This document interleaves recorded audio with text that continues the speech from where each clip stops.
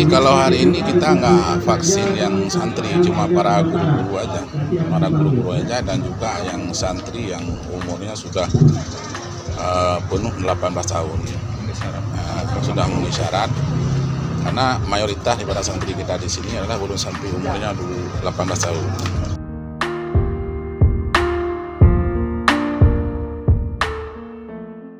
Ya, himbauan kita kepada masyarakat agar masyarakat jangan takut untuk memvaksinasi, Pak.